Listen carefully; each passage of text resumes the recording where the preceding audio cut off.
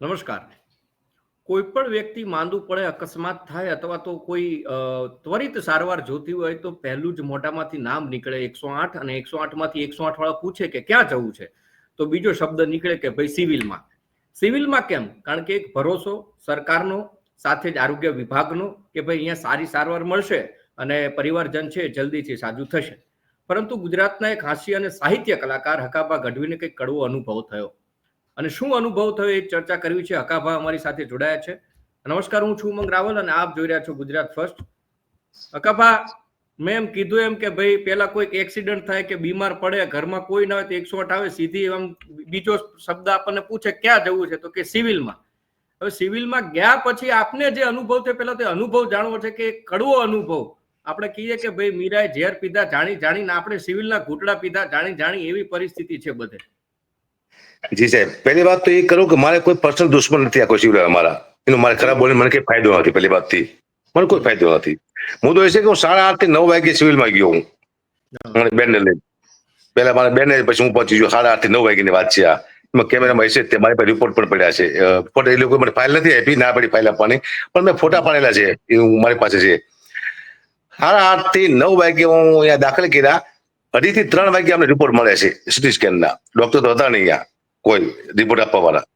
આટલી વાર CT scan ન થાય તો માણસ મરી જાય કે જીવે, તમે વિચારો. પહેલી વાત એ છે કે હું જયારે ગયો, મેં તો અમને સીટી સ્કેનમાં લઈ જાઓ. લઈ ગયા પછી 1.5 કલાક પછી મેં ફોન કર્યો મારા શાળાને. મેં ક્યાં પહોંચ્યું? મને કે એક લાશ પડી મારા બેન પડ્યા છે કે, અને કોઈ ધ્યાન આપ્યું નથી આમાં. પછી હું એન્ટ્રી કરી. હું જે પાછી 1.5 કલાક થઈ, એટલે 3 કલાક તો ખાલી સીટી સ્કેનમાં જ થયા છે. આમ તો જ્યાં તો ઘણો ટાઈમ થઈ ગયો સીટી સ્કેનમાં. એવું લુખા વર્તન, કેવું લુખો એવા સીટી સ્કેનના ડોક્ટરે મારે વર્તન કર્યું. મેં સાહેબ હું હકાભા ગઢવી છું, કલાકાર છું. એવું નથી કહેતો હું કલાકાર છું તો મને પહેલા લઈ લો એમ, પણ જે સિરિયસ થઈ તમે પહેલા લો. તો એ કે તમે શાંતિથી બેસી જાઓ, એવું કોઈનું હાલશે નહીં, તમે જે હોય બેસી જાઓ. અને મને બહુ ખરાબ રીતે વર્તન કર્યું મારી સાથે. સાહેબ હું ન્યૂઝમાં હું એની ટાઈમ આવીશ, બોલાવીશ ન્યૂઝ વાળાને, તમને ખરાબ લાગશે, પણ કોઈ મારા ધ્યાન આપ્યું નહીં. મારા બેન તો હાજર થઈ ગયા, બોલવાનું બાકી છે, ખાલી ભાનમાં આવી ગયા છે. ત્યારે તો 25 તારીખનો બનાવશે, 25 તારીખનો.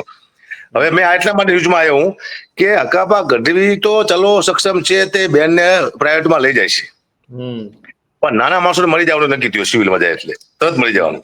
આ મારો બીજો બનાવ છે મારા જીવનમાં. સરકારી હોસ્પિટલનો એલજીમાં મારી એક દીકરી મરી ગઈ. આજથી 25 વર્ષ થયા. દવા વિનાની, કોઈ દવા નથી કરી. તારે મારી કઈ પોઝિશન હતી નહીં, હું કઈ બોલી ન શક્યો. પણ અત્યારે મને એમ થયું કે અત્યારે હું બોલું, નાના માણસો માટે થઈને બોલ્યો છે. મારી માટે નથી બોલ્યું.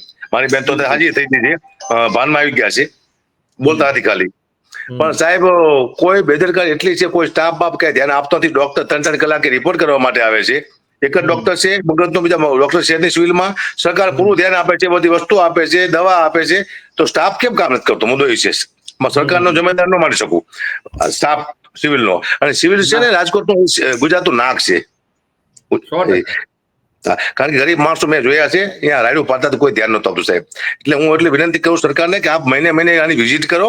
કે કંઈક માણસો મરી જાય છે, કોઈ ધ્યાન નથી આપતો. ઘણા દર્દીઓ મરી ગયા છે.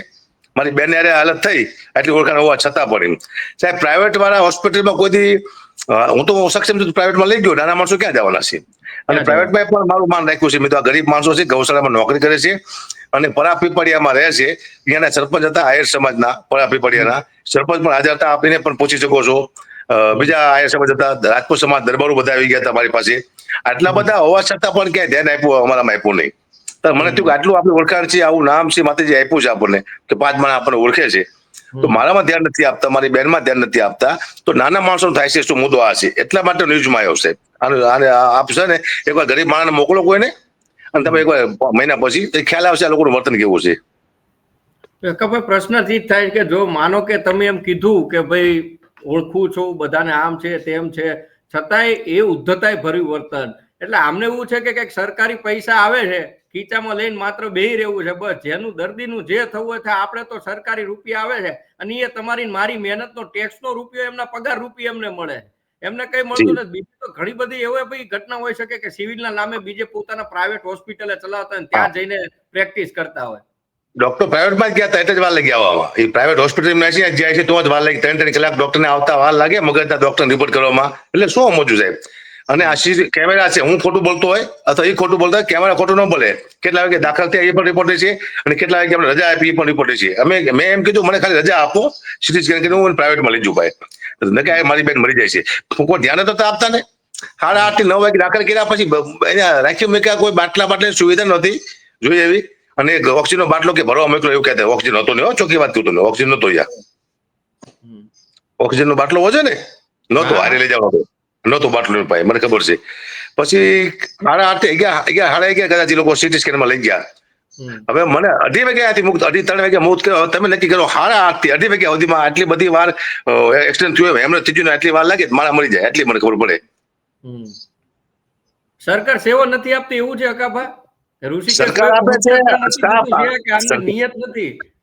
સરકારે બધું આપતી છે યાર, બધી વસ્તુ આપતી, પણ આ નીચે સ્ટાફ કામ કરો છો ને, એનો મતલબ સરકારને મહિને આની વિઝિટ લેવી પડશે ને, કે આ લોકો કે નાના માણસો મારી નાખશે આ લોકો.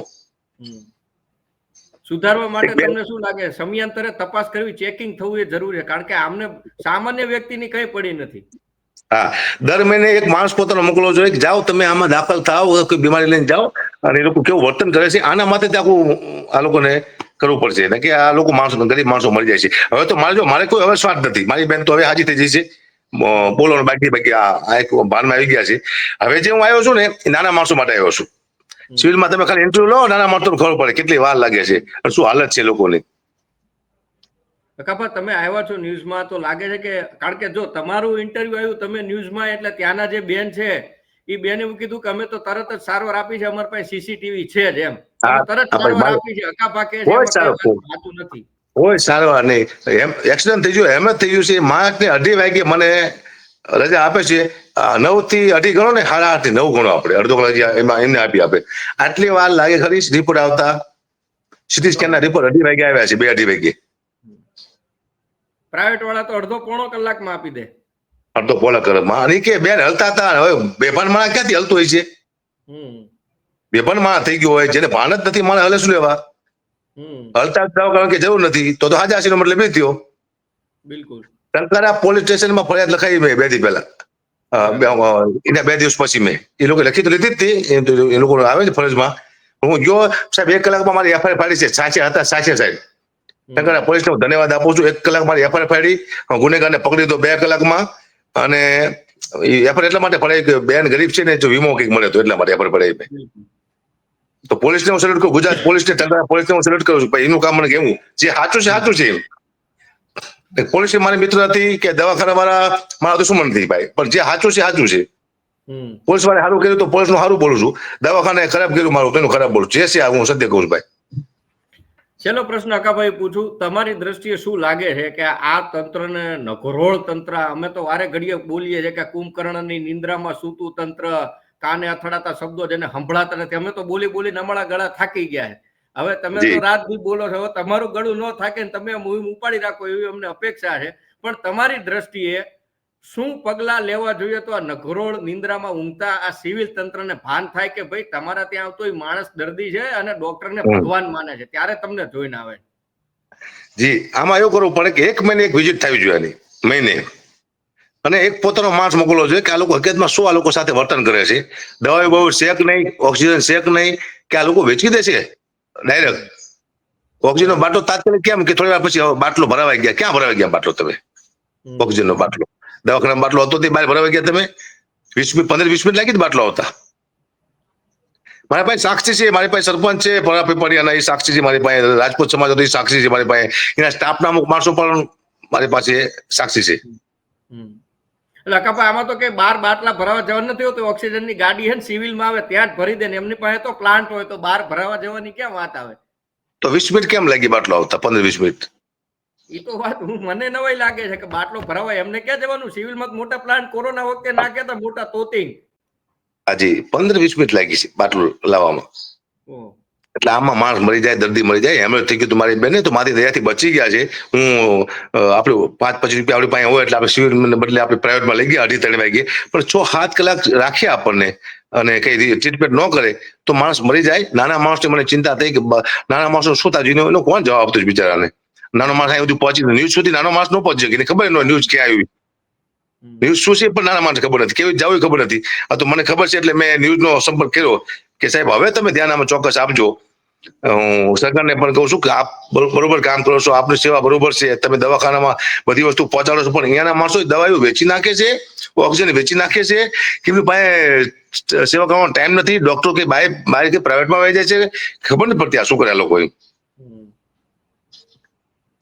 આપ મારી કેમેરામાં જોજો કેટલા ડોક્ટર હતા. મગજનો ડોક્ટર ક્યાં તમે જોજો, આ મગજનો ડોક્ટર આવ્યો ને રિપોર્ટ કરવા માટે, એ ડોક્ટર તમને ક્યાં દેખાય છે? કેમેરામાં જોજો કેટલા ટાઈમ પછી આવે છે. આ બચાવ કરી રહ્યા છે ખોટો સિવિલ વાળા, બિલકુલ ખોટો. 8:30 થી 9 વાગે દાખલ થયા છે. 11 વાગ્યાનું કહે છે ને બેન, હા 11 વાગ્યાનું ક્યાંથી કેમેરા છે? રિપોર્ટ હું અત્યારે મગાવું છું, એક ભાઈ ફોનમાં ફોટા પડ્યા છે, એ લોકો મને ફાઇલ આપવા ના પડી હતી.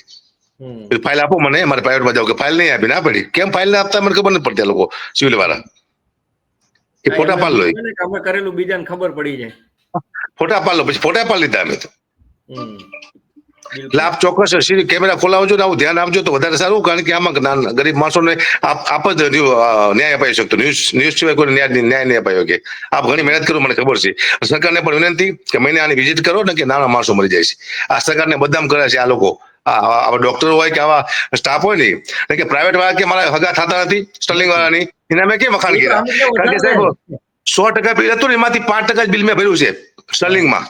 વોકરમાં પણ એવું કર્યું છે. મેં કીધું નાના માણસો છે, કઈ વાંધો નહીં, આટલું માન એ લોકોએ રાખ્યું કે નાના માણસો અગોપા કહે છે કે નાના માણસો સાચી વાત છે. પ્રાઇવેટ વાળા ડોક્ટર દયા આવી, આ સિવિલ વાળા દયા નહીં આવતી હોય.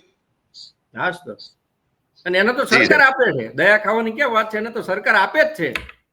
જી પણ મારે જે વર્તન કર્યું ને, એક ડોક્ટર નો આવું બોલે એવું વર્તન કર્યું, એવું લુખાતા તો વાત કરતી મને લાગ્યું. એટલે નથી કેતા ડોક્ટર નરમ હોવો જોઈએ, પોલીસ કડક હોવો જોઈએ, ઊંધું થઈ ગયું એમ. ડોક્ટર ને ક્યાંક પોલીસ નો રૂઆબ આવી ગયો. પોલીસ નરમ હોવું જોઈએ. પોલીસમાં ગયો ને હું એફઆઈઆર માટે, 1 કલાકમાં એફઆઈઆર નાખી મારી. એ સાચા હતા. એટલે આ ટંકારા પોલીસ અને 2 કલાકમાં ગુનેગારને ગોતી લીધો સાહેબ. ટંકારા પોલીસે સાચે સાહેબે મને બહુ હેલ્પ કરી. હું એનો ધન્યવાદ માનું છું ગુજરાત પોલીસનો. બિલકુલ, અમે પણ અપેક્ષા રાખીએ કે અકાભા તમે જે રીતે આગળ વધ્યા છો અને ખાસ કરીને સિવિલની જે પરિસ્થિતિ છે સુધરે. આભાર અમારી જોડે જોડાવા માટે. અને મહત્વની વાત એ છે કે ગુજરાતભરમાં સિવિલ હોસ્પિટલોની ક્યાંક ખસ્તા હાલત છે, એમાં કહેવામાં કઈ નવાઈ નથી. પણ આખરે જયારે આ પરિસ્થિતિ ઊભી થાય કે એક રાજ્યના નામાંકિત કલાકાર અને એમના બહેન, મેં પહેલા કીધું હતું એમ કે કોઈ પણ જગ્યાએ અકસ્માત થયો હોય 108 આવે એટલે ક્યાં લઈ જવું છે, પહેલા પરિવારજનને પૂછે. એટલે બને તો નજીકની હોસ્પિટલ કોઈ તો ઠીક છે, ને તો પરિવારજન સીધું એવું જ કહે છે કે ભાઈ સિવિલમાં લઈ જા. અને સિવિલમાં એટલા માટે જ કારણ કે સરકારી સહાયથી માંડી ત્યાંના ડોક્ટરો ઉપર ક્યાંક ભરોસો હોય છે, સારી ટ્રીટમેન્ટ થશે એવી પણ અપેક્ષાઓ હોય છે. ઘણા બધા આપણે અમદાવાદ સિવિલમાં જોઈએ તો ત્યાં પણ તમે જોશો તો એટલા બધા દર્દીઓ ઉભરાય છે, પરંતુ એમને ધ્યાન આપવા વાળું કોઈ નથી. રાજકોટ સિવિલની અંદર હકાભા કહે છે કે ભાઈ જ્યારે અમને બીજી હોસ્પિટલમાં શિફ્ટ થવું હતું, ઓક્સિજનનો બાટલો મળતા પણ 2 થી 3 કલાક થાય. તો માનો કે કોઈ વ્યક્તિને ઓક્સિજનની સડનલી જરૂર પડી છે, જેનું ઓક્સોમીટર એટલે કે શરીરમાં શ્વાસોશ્વાસની ક્રિયા જો 85 થી નીચે થઈ ગઈ, O2 એટલે કે ઓક્સિજન જો 85 થી નીચે આવતો ને તરત 1 પોઈન્ટ ઓક્સિજન આપવો જરૂરી પડે છે. 80 થી નીચે થાય તો 2 પોઈન્ટ ઓક્સિજન, અને એથી વધારે નીચે થાય તો 3 પોઈન્ટ ઓક્સિજન આપવાની જરૂર પડે છે. જો આ પરિસ્થિતિની અંદર આ જ પ્રકારનું વર્તન થાય તો પછી હોસ્પિટલમાં કયા વિશ્વાસે, સિવિલ હોસ્પિટલમાં કયા વિશ્વાસે લોકો જશે, દર્દીઓ જશે, પરિવારજનોને લઈને જશે? કોઈ તકલીફ થશે તો મોટો પ્રશ્ન થઈ રહ્યો છે. સરકારની યોજનાઓ, સરકારની સહાયો, સરકારની ગ્રાન્ટ અને પૈસા બધું જો સિવિલને મળતું હોય તો પછી ડોક્ટરોની લાલિયાવાડી કેમ? સૌથી મોટો પ્રશ્ન અહીંયા ઉભો થઈ રહ્યો છે.